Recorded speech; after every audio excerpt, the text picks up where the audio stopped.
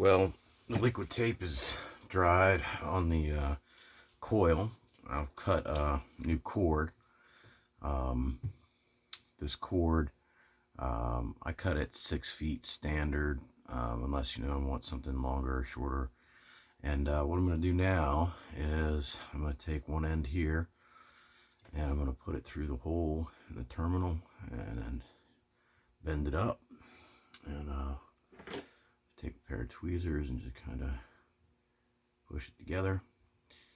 Now, I was told that this stuff right here works well, and I've had good luck with it. Silver bearing rosin core solder. So, take my soldering gun, just place it right there, and then hold the solder on there.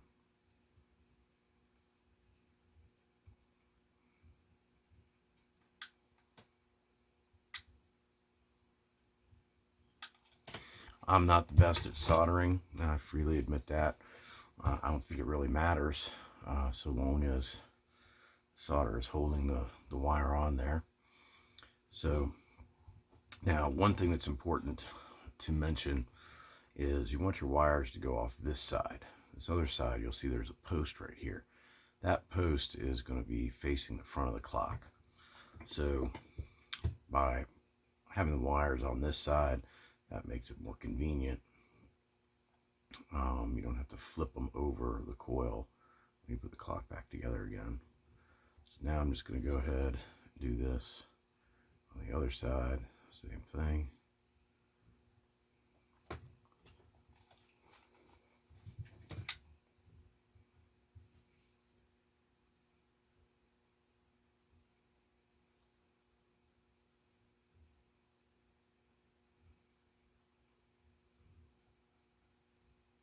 Okay. And I'm going to take a look at that, see if I'm happy with that. I think what we're going to do is I'm going to put a little bit more on this side. Like I said, I'm not an expert at this, but I do know that if I get some solder on there, it's not going to go anywhere.